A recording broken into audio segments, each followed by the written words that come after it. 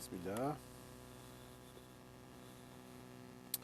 Salatu wa salam ala sayyidina Rasulillahi sallallahu alayhi wa sallam. Alhamdulillahi rabbil alamin. Alhamdulillahi rabbil alamin. Masha'Allah. Bon, alors, voilà. On va la mettre ça comme ça. Et assalamu alaikum wa rahmatullah. Comme c'est le jour du Eid, enfin le jour du Eid. On a un peu dépassé le jour du Eid, mais enfin, comment je vais mettre ça? Alors, est-ce qu'on va pouvoir trouver une place correcte? Comme ça? Ou comme ça? Ou, comme ça peut-être. Voilà. Voilà. Bon, j'ai pas eu beaucoup de temps pour arranger mon petit décor. Bikhair, Inch'Allah. Voilà. Il n'y a pas grand-chose qui bouge dans mon plan fixe. J'essaie d'améliorer un petit peu les choses. Bismillahirrahmanirrahim. Salam alaikum wa rahmatullah. Je demande de bien voir à m'excuser pour ce retard.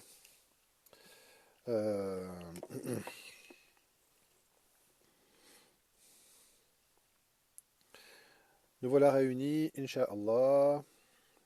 Wa alaykoum salam wa rahmatullah, Sidi, marhaban, Farhaddin, Mustafa, Mahmoud, Masha'Allah, tout le monde est là au premier rang. Ça fait plaisir. Je remercie, j'en profite pour remercier tous vos commentaires et vos encouragements. Enfin, tous ceux qui font des commentaires et des encouragements. C'est bien agréable et ça fait plaisir de. Comme ça, et Jamir, qu'est-ce qu'elle a? Comme ça, Mahmoud, Masha'Allah. Alhamdulillah. Allah nous facilite les choses, Inch'Allah Ta'ala. Alors, donc là, on va aller directement au vif du sujet qu'on a déjà abordé largement la fois dernière. Pour pas perdre trop de temps. Bismillah. Le tasawwuf n'est pas. Laïsat tasawwuf. Le tasawwuf en lui-même, j'ai précisé en lui-même dans la traduction, parce que, comme j'ai déjà précisé, voilà, il ne s'agit pas de nier totalement l'ensemble de tous les aspects là, qui sont dénigrés ou niés. Excusez-moi, je branche. Bismillah. Voilà. Mais il s'agit de rappeler ce qui est essentiel et de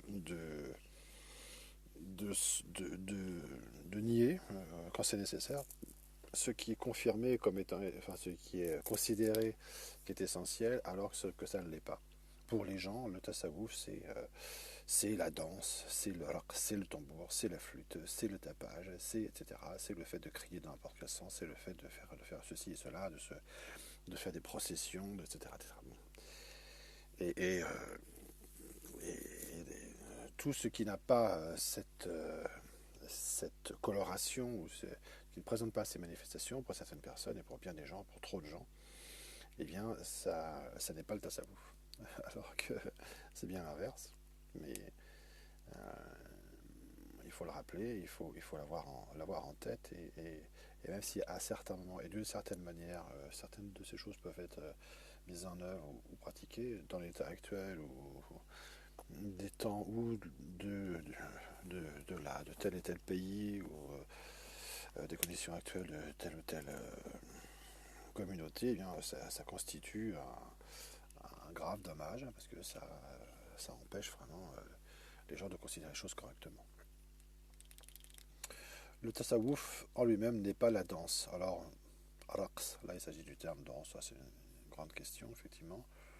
La note là c'est de dire que voilà, il est uniquement question ici de rappeler ce qu'est la réalité du tasawwuf en rappelant ce qui ne l'est pas. Et que deuxièmement, Cheikh à ce propos de raqs, de mouvement accompagnant le dhikr. Par exemple, Cheikh Zaki Eddin s'est exprimé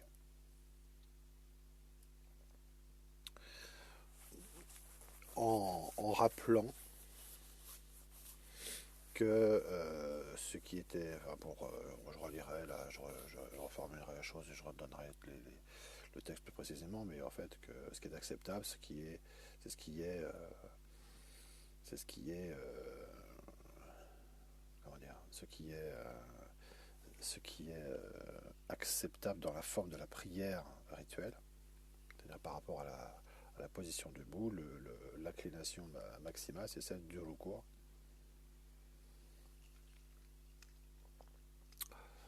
Donc déjà, ça donne une base et une limite à la fois, et une idée de comment on peut considérer les choses, parce que le problème, quand on parle de cette question-là, c'est qu'est-ce qui est l'aqs, qu'est-ce qui ne l'est pas.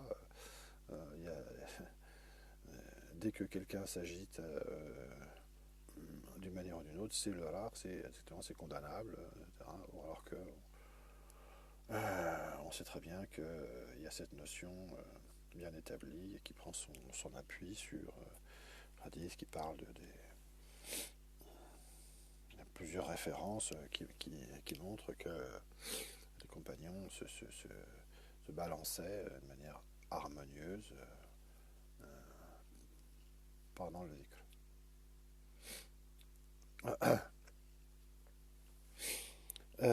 Et que c'était une chose qui avait l'accord du prophète sallallahu alayhi wa sallam. Donc, qu'est-ce qu'on appelle le raq, qu'est-ce qui n'est pas le raq? En fait, c'est difficile à dire. Personnellement, moi, j'ai pas vraiment le critère ni la mesure, mais en fait, pour dire que là c'est trop, là où c'est pas assez, c'est d'après ce que je vois, c'est voilà, ça, je vais donner un critère là, assez simple. Et c'est surtout aussi le caractère harmonieux, me semble-t-il, harmonieux des choses.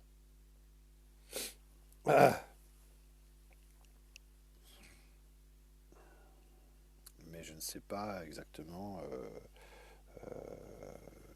ce qui a été précisément dans le détail défini comme étant raqs.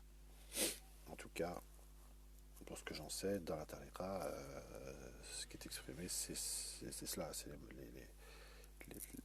les mouvements extrêmes, non harmonieux, plus ou moins forcés d'ailleurs. Ce n'est pas la danse que pratiquent les danseurs. Et puis voilà, il y a aussi ce caractère d'institution, de choses qui s'établit nécessairement comme une modalité du dhikr, dès le départ, systématiquement, à chaque fois. Bon, je ne dis pas que ça n'est pas possible non plus, mais enfin, la position le plus équilibré, c'est de dire qu'on peut accompagner dans une certaine mesure le dhikr à partir du moment où c'est harmonieux et que ça constitue un accompagnement de la vibration, du caractère vibratoire du dhikr et que ça aide ou que ça exprime une certaine ferveur intérieure. Ni le tambour, ni la flûte. Alors, voilà, bon, là, il y a des références dans un sens ou dans un autre. Il y a toujours qui utilisent tous les différents instruments de percussion. Avec la terminologie arabe, on n'en finirait pas. Là, il ne s'agit pas de définir tel ou tel. D'après ce que je sais moi-même, ce qui est remis en cause là, c'est effectivement d'utiliser un instrument de percussion de cette famille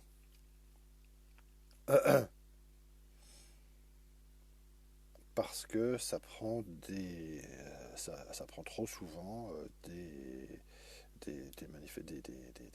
expressions qui sont exagérées et que on insiste davantage sur le dhikr par lui-même qui peut être épaulé, qui peut être aidé par un Irshad, comme ça par exemple. Euh, mais vraiment, le but,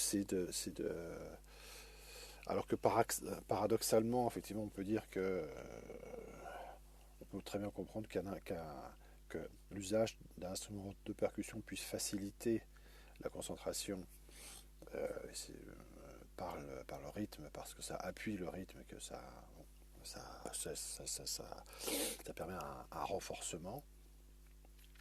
La position qui est adoptée ici, c'est la position de dire le dhikr par lui-même est suffisant et on se concentre sur cette forme uniquement.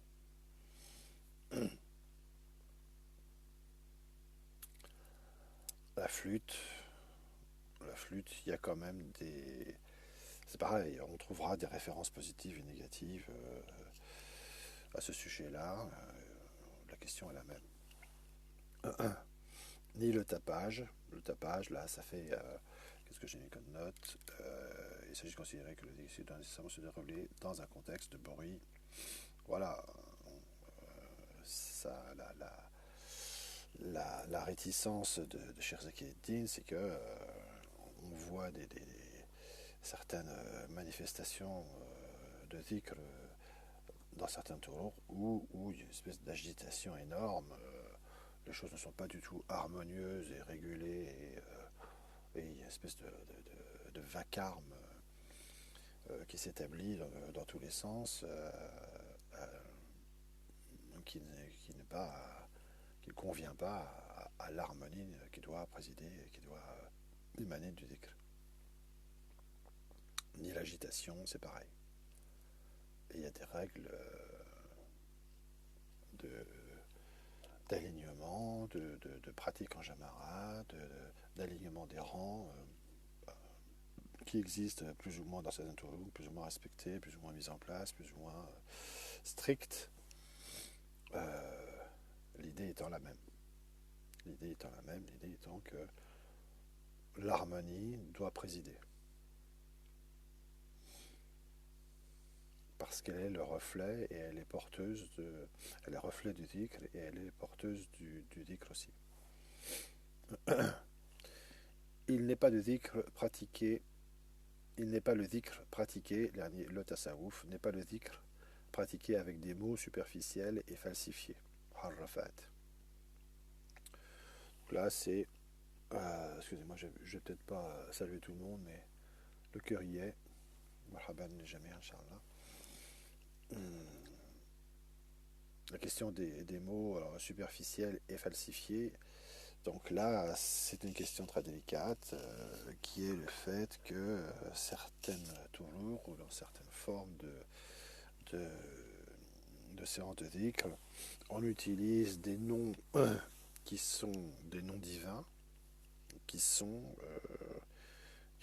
falsifiés, c'est-à-dire qui sont prononcés de telle manière que même si on comprend éventuellement quel est le nom d'origine ou les noms d'origine, dans la forme extérieure, ça ne veut pas dire grand-chose ou ça ne veut rien dire.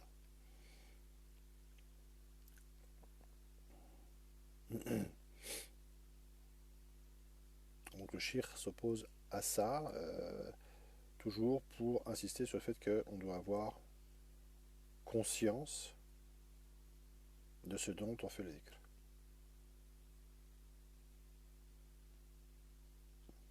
Et que cette conscience doit s'accompagner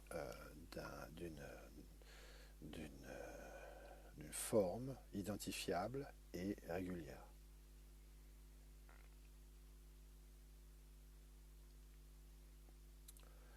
On ne va pas rentrer dans des détails particuliers qui correspondent à ce qu'un dhakir peut exprimer quand il rentre dans un hal, parce qu'il peut arriver que à la suite d'un wajh, à la suite d'un warid, d'un événement intérieur, quelqu'un qui fait le zikr, euh, sans le vouloir,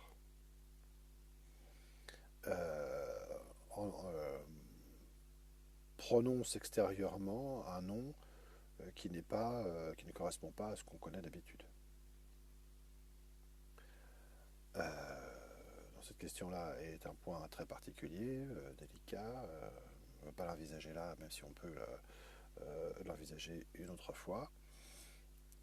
Là, on parle de généralité, c'est-à-dire que il s'agit de la pratique d'instaurer d'emblée des formes connues, identifiables, régulières, qu'on qu'on s'engage à pratiquer de telle manière qu'on maintient de cette manière, dans le souci de régularité et d'harmonie.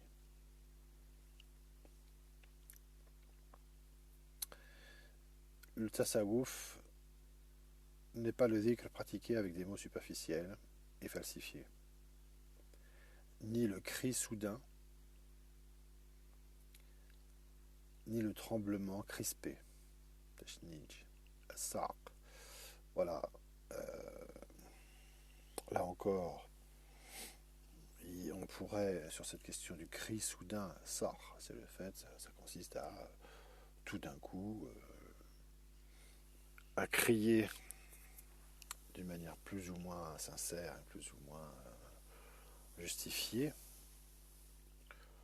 pour, euh, pour exprimer un hal intérieur, un hal, une ouverture,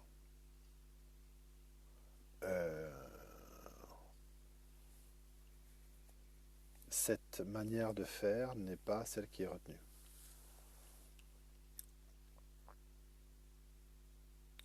Je mets en note, il s'agit du cri qui est censé exprimer ER, la survenue d'un événement spirituel, warid, soudain, puissant et contraignant. De toute façon, on voit bien que ce qui est rejeté là, c'est le caractère artificiel des choses. Des gens qui, d'une manière malhonnête, ou pour se faire valoir, ou ou, bon, euh, font les choses de cette manière-là, ou parce qu'ils pensent aussi sincèrement que, en agissant ainsi, ça peut provoquer ou aider une ouverture. Bon, c'est aussi une raison qui peut concourir à ce genre au développement de ce genre de principe de pratique. C'est ça qui est visé ici. Le shir,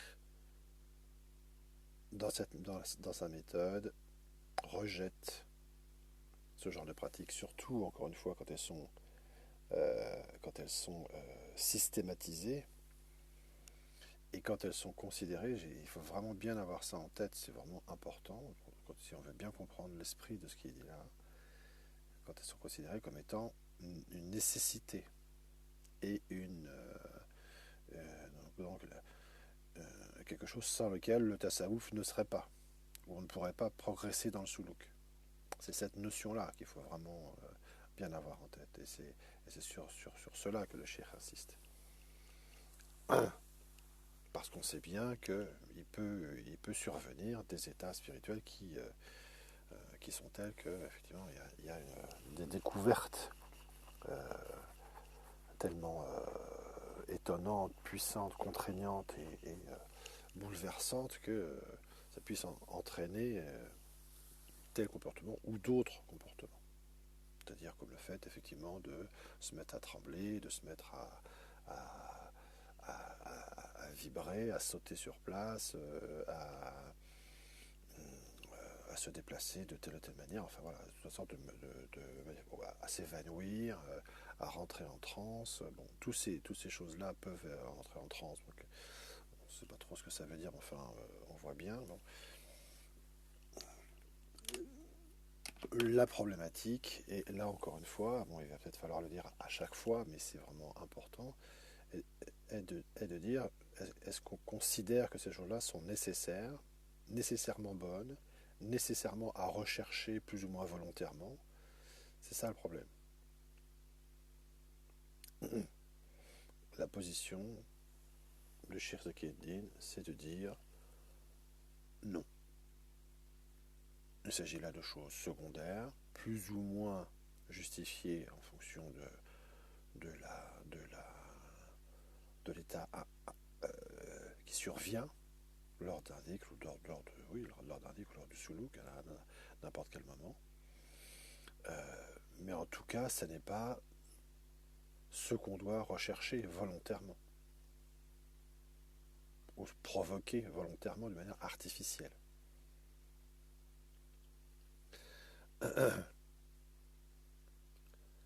Il n'est pas, le tasawwuf, les manifestations de défilés ostentatoires, ni les drapeaux colorés, dans lesquels on se montre une volonté de se faire connaître, qui met Allah, qui met Ed-Dayyan, en fait, là, on va traduire de cette manière-là pour plus faciliter, en colère. Voilà, donc ça, ce sont on décrit là des choses qui, qui sont assez courantes en fait dans différents pays, qui sont plus ou moins développées à telle et telle époque, de telle ou telle manière. Il y a des défilés lors des Mawassim, lors des grands rassemblements, des toujours, et ça prend effectivement, ça peut prendre des aspects extrêmement colorés et folkloriques. Folkloriques dans tous les sens du terme, dans le meilleur sens comme dans le pire. Parce que le folklore peut-être commencer à véhiculer des choses qui sont bonnes, mais bon. Encore une fois, même si ces choses-là ne sont pas nécessairement totalement répréhensibles, parce qu'on peut les considérer que dans une certaine mesure, c'est l'expression de certaines, d'un certain héritage, et ça peut être intéressant sous un certain rapport de manifester les choses d'une certaine manière comme ça.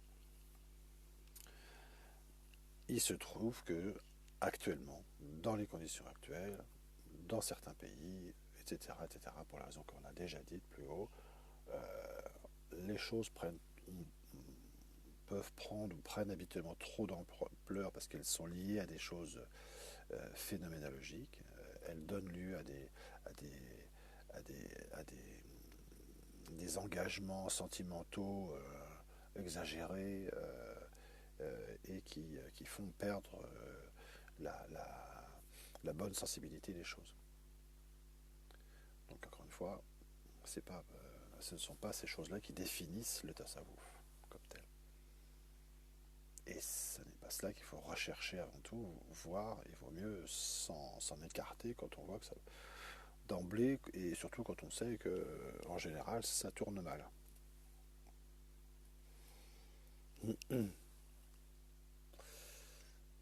Il n'est pas non plus le tasawwuf, les turbans immenses, ni les chapelets portés autour des cous, ni les foules d'ignorants manipulés.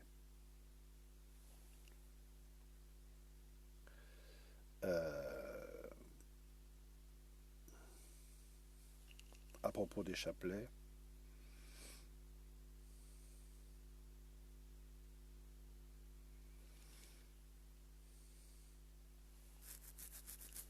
voilà, on sait que certaines toujours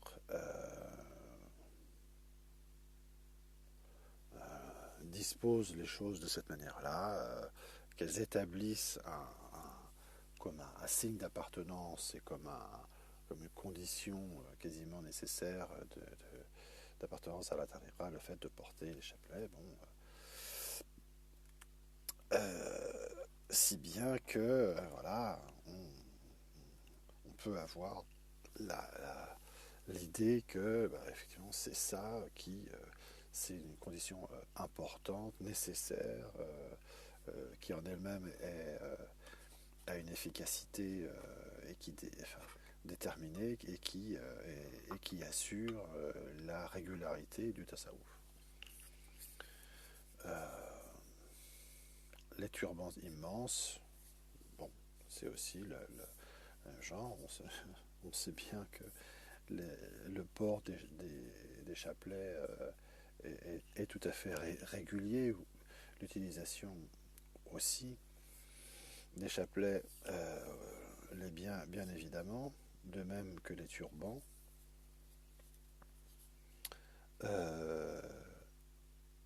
Mais là, et encore une fois, il est question des excès dans tous ces domaines et de l'habitude que les gens ont de considérer les choses de cette manière-là. Ni le désœuvrement, c'est-à-dire le fait d'afficher une attitude abandonnée, une sorte de parodie du tawakkul, quoi, désœuvré, souvent autour des tombeaux ou de certains lieux saints investis par les toulouks, dans le seul but d'évoquer le tawakkul et l'ikhlas, est souvent adopté par les personnes qui en réalité n'ont d'autre espoir que de profiter ainsi de la générosité, de la piété, de l'ignorance de ceux et celles qui sont bernés par leur attitude. Bon, voilà, donc quand on a un petit peu vécu dans différents pays ou visité certains lieux, on voit très bien de quoi il s'agit et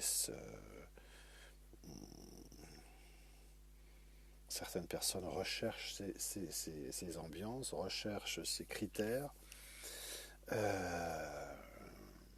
et peuvent être l'objet parfois d'escroqueries plus ou moins manifestes qui ne sont pas à l'honneur des toulouks ni du tasawwuf.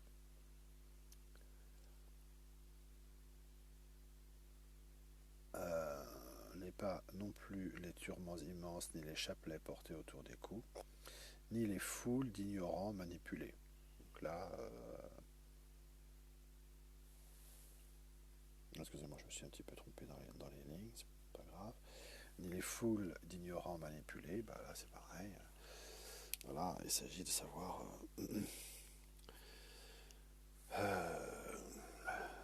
ce que font là un certain nombre de personnes, souvent qui n'ont rien à faire là, qui sont complètement ignorants de ce qui se passe, qui rentrent dans une espèce de fièvre, d'agitation et qui sont manipulés dans tous les sens du terme et pour des raisons et des objectifs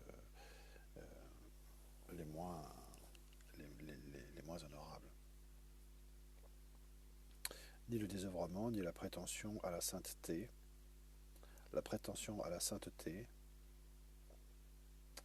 ni les fabrications de phénomènes extraordinaires, la phénoménologie, de mensonges et de mises en scène. La phénoménologie et ses attraits, tant décriés dans ses livres par René Guénon, Cheikh Abdel Wahid, n'est pas l'apanage spécifique des Occidentaux, même si elle est étrangère à l'esprit oriental véritable. Donc, voilà, là, on rentre dans un chapitre qui est immense, parce que la phénoménologie est une tendance qui se développe de plus en plus, en Occident comme en Orient.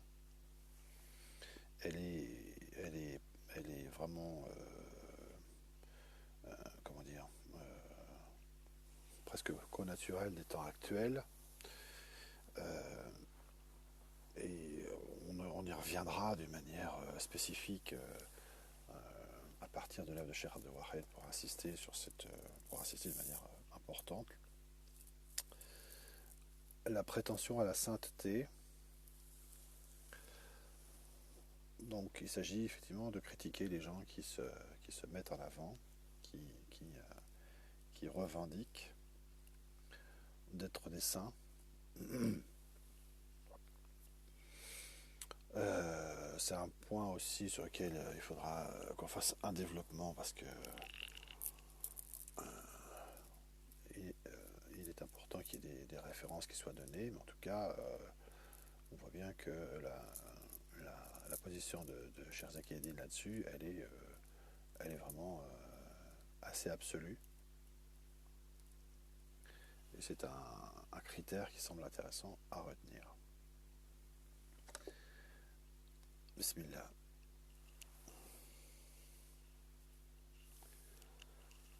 Je suis désolé, mais j'ai pas de montre, ce qui fait que je me rends pas compte où on en est. Enfin, on ne doit pas être très loin de la fin de notre petite demi-heure.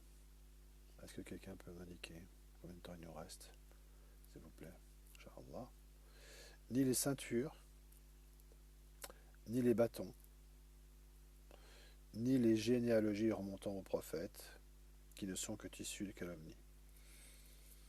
Donc là, pour terminer les ustensiles divers et variés, ben on a l'évocation des ceintures. Les ceintures, ce sont voilà, on ne va pas revenir sur l'historique de toutes ces choses-là, mais enfin, effectivement, il y a l'usage de ceintures qui sont utilisées à différents moments, dans différents rites de dhikr notamment, qui peuvent être considérés comme étant avoir une certaine utilité, un certain bienfait, un certain fondement.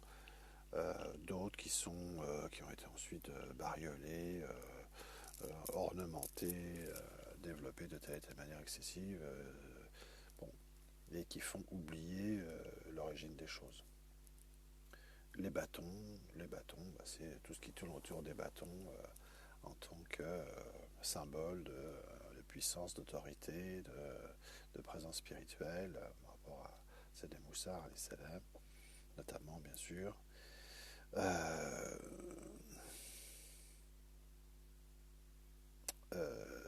C'est un Cheikh Zaki, Mohamed Zaki Eddin Ibrahim, comme tout le monde, connaît bien la sunna d'utiliser un bâton. Il l'utilisait d'ailleurs lui-même. Il ne s'agit pas de ça. Il ne s'agit pas de ça, il s'agit de, encore une fois, ce qu'on investit dedans. Comme un signe extérieur de sainteté ou comme une prétention à la sainteté et tout ce qui va avec. Donc il s'agit de ça, il s'agit de se dire bon bah c'est pas parce que on porte un bâton qu'on est nécessairement un saint et c'est pas ça le tasawwuf ne consiste pas à porter nécessairement un bâton. Il y a des saints qui ne portent pas des bâtons, il y a des gens qui portent des bâtons qui sont loin d'être des saints. 32 minutes actuellement, bah oui, Barakallahu fik Sidi Mansour. À ce rythme-là, excusez-moi, à ce rythme-là, il reste encore, je pense qu'on finira cette partie-là la fois prochaine et puis on fera, je pense, encore en une ou deux fois parce qu'il y a encore des choses à dire sur l'ensemble des deux parties de l'article. Bon, Bikhair, est-ce qu'il y a Inch'Allah, est-ce qu'il y a des questions, là, rapidement, qui vont dans ce sens de cette jalsa Qu'est-ce qu'il y a des points que vous aimeriez qu'on développe, sur lesquels vous voudriez qu'on revienne? Une fois, deux fois, trois fois. Personne n'a préparé sa petite question. Bon, Bikhair. Alhamdulillah. Barakallahu fikoum. Allah nous facilite les choses, Inch'Allah, et nous guide, Inch'Allah Ta'ala, dans cette voie vers sa face, subhanahu wa ta'ala. Bijay Sina Rasulillah sallallahu alayhi wa sallam. Existe-t-il un charh de ce poème en arabe? Non, pas que je sache. Non. Sidi Mohamed Mahanna, plusieurs fois, cite très fréquemment tout ou partie de cette qasida dans ses durus. Alors il faudrait aller chercher dans ces nombreuses durus c'est ce qu'il en est, mais en tout cas, non, il n'y a pas de char précis. à ma connaissance. Il n'est pas impossible qu'on en fasse un d'ailleurs, effectivement, parce que on voit bien que c'est intéressant de préciser la nature des choses et l'ampleur des choses, effectivement. Inch'Allah khair.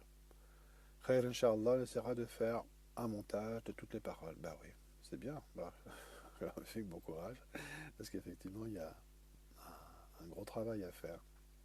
Alhamdulillah. Barakallahu fik, Sidi. Bien, barakallahu fikoum, jami'an. Inch'Allah, à demain, normalement, Inch'Allah. Je vais essayer de tenir ce rythme de samedi-dimanche, là, avec vos, avec vos doigts. Pour essayer de. Et puis, si je peux, de faire une jalsa surprise, je vais dire. C'est-à-dire que ce qui est un peu difficile, c'est commencer de s'engager, de tenir les engagements. Donc, je vais essayer de tenir ces deux séances du samedi et du dimanche soir. Et puis, de faire un petit peu plus à mesure du possible, Inch'Allah ta'ala. وصلى الله على سيدنا رسول الله صلى الله عليه وسلم وعلى آله وصحبه وسلم تسليما كثيرا إلى يوم الدين. السلام عليكم ورحمة الله وبركاته.